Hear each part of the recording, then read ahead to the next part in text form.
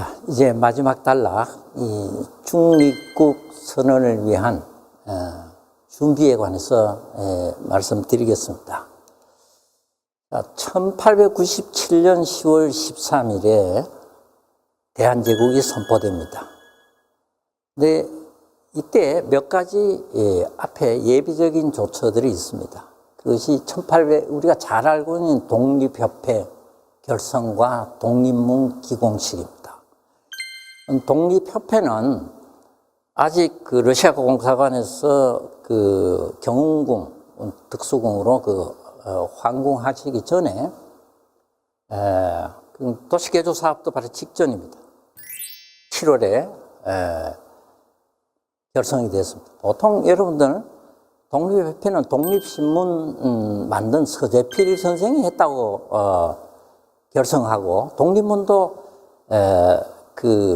마찬가지로 서재필 씨가 주관했다고 하는데 전혀 그렇지 않습니다. 그거는 독립자란 그 신문 이름 때문에 되는데,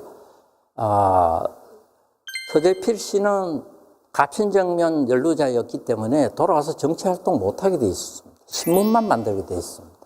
저 독립협회는 군주가 광무 황제 고종이 정부만 나서서 이 개화 사업을 한다고 그러면 민의 참여 기회를 안 주는 거 아니냐. 참여 기회를 줘서 같이 하는 걸로 하자. 관민 근대화 사업 단체로 만든 겁니다. 그리고 독립문 지을 때는 황실에서 황태자 이름으로 전체의 3분의 1 기금을 냅니다. 비용에. 그리고 독립관이란 글씨도 황태자, 순종이 씁니다. 근데 이게 고종과 그 대한제국 정부에 대한 부정적인 인식 때문에 고종이 그런 일을 했으리라고는 전혀 생각지 못한 가운데 나온 와전입니다. 우리가 인식을 하루빨리 바꿔야겠죠. 그리고 1897년 10월 달에 이제 국호를 정할 때 왜 대한제국이냐? 조선인데. 이걸 바꾸는데 앞장선 분이 역시 군주 황제였습니다. 이런 제안을 합니다. 조선이라는 국호는 우리가 500년 동안 쓴 아름다운 국호다. 그러나 500년 전에 태조께서 이 국호를 정할 때는 명나라의 당시 부득이한 상황인데 명태조에게 국호를 두 개의 안을 만들어서 조선과 활용이죠. 이걸 사신에게 가져가게 했습니다. 명나라 황제가 그 중에 하나를 택하게 했다. 이게 당시의 국제질서 책봉체제다. 그 유산이다. 그런데 지금은 우리는 어떠냐? 세계는 각기 독립국들이 주권국가로서 조약을 체결해서 상호 존중하는 속에 평화 그리고 통상질서를 만드는 세상으로 바뀌었다.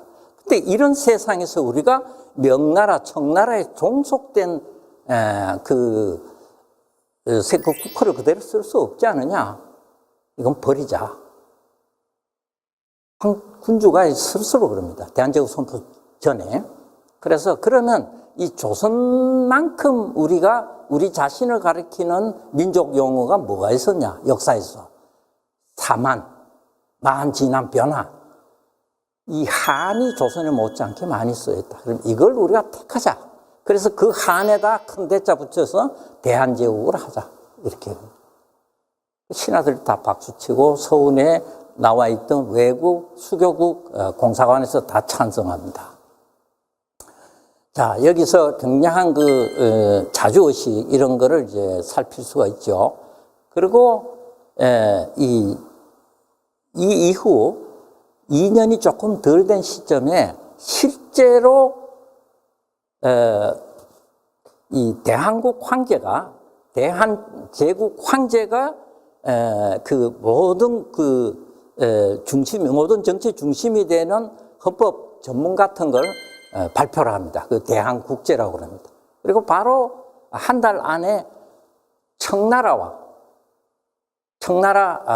정권대사가 와서 한국 외부 대신하고 협상을 해서 대청 대청제국 황제가 보낸 정권 대신하고 대한제국 황제가 지명한 외부 대신하고 두 사람이 8개월간의 협상을 통해서 거두어진 합의사항을 발표를 합니다. 이것이 한청조약입니다. 이게 대단히 중요한데도 우리가 지금 잊고 있습니다. 책봉체제의 청산입니다. 완전 청산입니다. 이것이 청나라의 관계가 이렇게 외교 형식으로 확인이 되지 않으면 대한제국의 자주 독립성은 국제적으로 인정을 받을 수가 없었습니다. 고종이 20대에 일본이 황제를 칭하는 것은 그 나라 문제다. 우리가 관여할 문제 아니다. 했던 걸 자기가 우리 조선 대한제국에서 실현시키고 있습니다. 자, 이런 그 관계를 성립시킨 뒤에 바로 1년 뒤에 만국 우편연맹에 가입합니다. 국제 우편연맹에 가입합니다. 이건 국제사회에서 독립국으로 들어간다는 의미입니다. 단순히 우편제도 도입한다는 문제 이미 했지 않습니까? 이건 여기에 회원으로 들어간다는 건 대단히 중요한 겁니다. 그리고 1901년, 2년에는 당시 유럽의 스위스 외에 중립국으로서 중요한 위치에 있던 벨기에, 그리고 그 다음에 덴마크하고 수호 통상제약을 체결합니다. 이 가운데 벨기에로부터는 중립국이 되는 데 대한 여러 가지 협조, 어드바이스, 이런 걸 받습니다. 1902년 11월에 이 대한제국 외부대신이 조병세라는 분이 만국평화회의에 가입을 합니다. 헤이그와 제네바 양쪽에 그 중심지를 두고 여기에 가입 신청을 하고 이듬해에 대한제국이 국제적십자회의의 회원국이 됩니다. 국제사회에서 중립국으로 승인받기 위해서는 이건 다 필수 조건들이죠.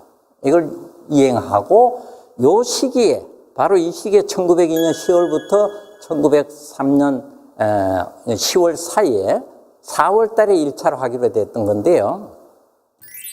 고종 황제 주기 40주년 친경식 축하식이죠. 축하 예식입니다. 이걸 열기 위한 여러 가지 준비를 했습니다. 그리고 이 어간에는 이 제네바에 있던 국제적십자회에 그 한국 위원이 실제로 임명이 돼서 주 프랑스 공사입니다.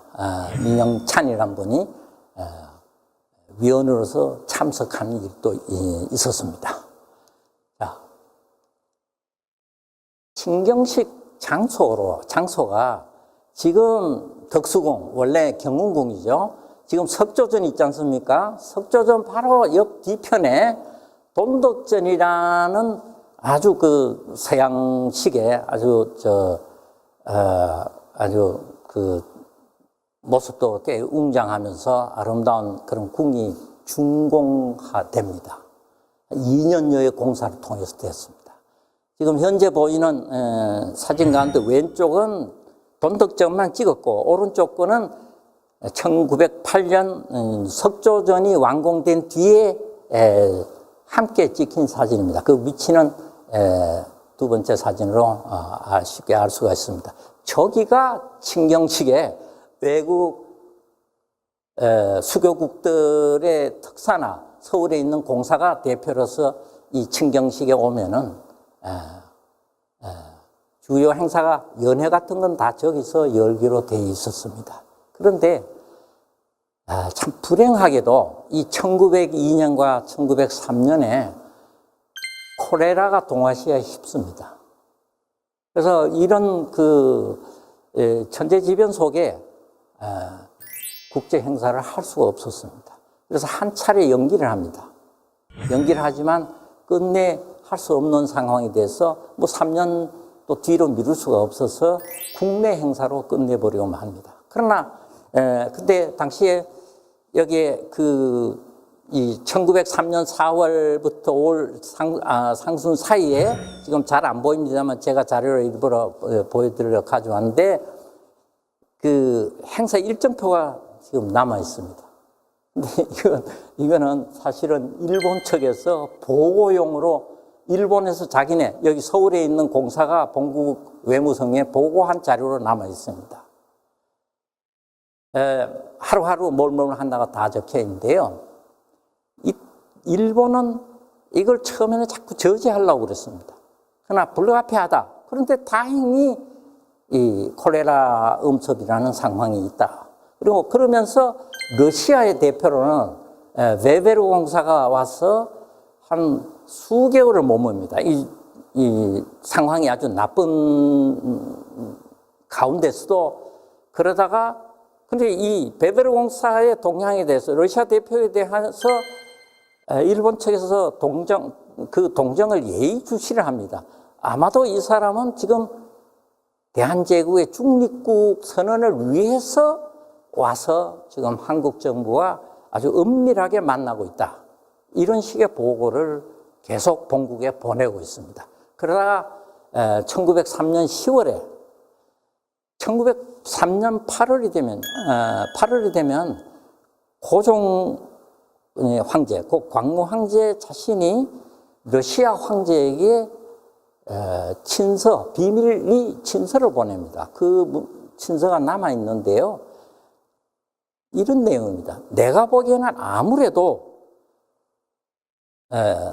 당신의 나라하고 우리 옆에 있는 일본이 전쟁을 할 것 같아. 그러면 전쟁이 나면 일본군은 청일전쟁 때 예로 볼 때 서울이 일시에 순간적으로 순식간에 장악이 된다. 그때는 내가 귀 황제에게 아무 지금 연락을 할 수가 없다. 사전에 군사동맹을 맺자. 이런 제안을 합니다. 그냥 이 중립국 선언은 대한제국으로서는 일본의 동정으로 봐서 대단히 절실한 긴박한 상황이었습니다. 그런데 이것이 결국 이 콜레라 음습으로 지연되는 가운데 결국 러시아 대표가 동경을 갑니다. 동경을 가서 일본 측 기록에 하면은 러시아하고 일본 두 나라가 이 한반도의 평화적인 안정을 위해서 중립국 승인을 해주자. 우리 둘 하면은 다른 나라는 다 따라오지 않냐. 이렇게 제안을 했지만은 일본 외무성 측에서 대한제국이 군사력도 얼마 되지 않아서 자기 국방력도 없는 나라를 어떻게 중립국으로 해주느냐. 이런 핑계를 댑니다. 그래서 결국은 러시아 측의 제안은 받아들여지지 않습니다. 근데 이 일정을 보면요, 대강 주요 행사들이 저렇습니다. 첫 번째로 첫날에는 외국의 각국 공사나 서울주재 공사나 특사가 따라오는 사람들은 이제 영접을 하는 외부 우리 대한제국 외부를 방문하거나 이런 일들을 하는 날로 돼 있고 그 다음 날은 국서를 황제가 그 돈독전에 온 자리에서 봉정하는 아현 군주 때는 보통 군주 때는 아현이지만은 황제는 폐현이라고 합니다. 그리고 황제가 실제로 베푸는 만찬 저녁 만찬도 이 돈독전에서 한다. 이튿날 이제 원구단 황구단이라고도 칭합니다만 거기 가서 40주년을 하늘에 고하는 행사를 하고 각국 공사들도 그걸 취하는 진화 의식을 가지고 그 다음 날은 황태자가 직접 돈독전에 와서 각국 이 공사 특사들에게 그 만찬을 베푸는 그리고 그 다음 날은 창덕군의 비원 거문이라고 그러죠. 거기서 원유회를 가든 파티를 하는 걸로 되어 있습니다.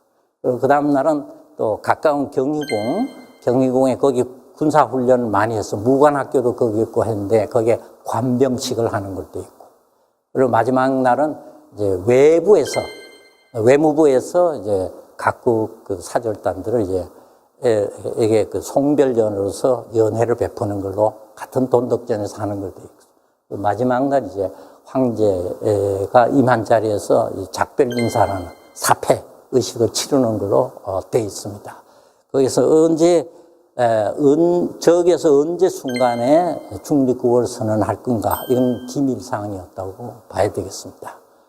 자, 대단히 우리 한국 역사로 봐서는 대단히 그 아쉬운 그런 순간입니다. 어쨌든 1904년 2월 일본은 군대를 가지고 러시아와의 전쟁을 이라는 명분 아래 인천으로 5만 명의 군대가 들어옵니다. 제일 앞에선 한국 임시파견대, 나중에 한국 주차군이라고 그럽니다. 이거는 용산에 들어와서 1개 사단 이상이 진을 칩니다. 나머지는 전부 서울을 거쳐서 압록강으로 가서 압록강 부대라고. 그 전시하의 무력으로, 심지어는 최근 연구에 의하면은 제3국에 러시아하고 일본 전쟁이잖아요. 그건 전장에서는 일본군의 계엄령이 내릴 수가 있습니다. 근데 제3국은 한반도에도 들어온 일본군들도 내부적으로 전부 계엄령을 가지고 한국인들이 뭐 거스리는, 저항하면은 러시아군에게 기밀을 유출시키는 행위를 했다는 걸 처단합니다. 많은 사람이 죽습니다. 그냥 그런 식으로 무력으로 조약을, 대한제국 정부, 황제를 상대로 조약을 강제하고 하면서 이제 대한제국 해체 작업이 들어갑니다. 그러면서 그동안, 서울 도시개조 사업이라든가 이런 성과들, 근대화 사업의 성과들은 전부 자기네 통감부치적으로 돌립니다. 거짓 선전을 합니다. 어쨌든 대한제국은 일본에 비해서는, 일본 명치에 비해서는 개화, 근대화 사업이 늦게 출발했습니다만은 역사적인 저력 가지고 상당히 서울을 중심으로 해서 빠르게 진행됐는데요. 뒤늦었지만 나름대로 성과를 가졌는데, 이게 일본 제국의 대외 팽창 침략주의. 일본은 서양 열강에 앞서서 주위 나라들을 점령하는 것이 일본이 서양 열강에 먹히지 않는 길이다 하는 이런 어처구니 없는 침략주의 논리에 의해서 대한제국이 결국은 국권을 강제로 빼앗기는 이런 상황이 벌어지게 됩니다. 물론 여기서 중립국 선언은 헛된 꿈이 되어버리고 맙니다. 이상입니다. 장시간 수고하셨습니다.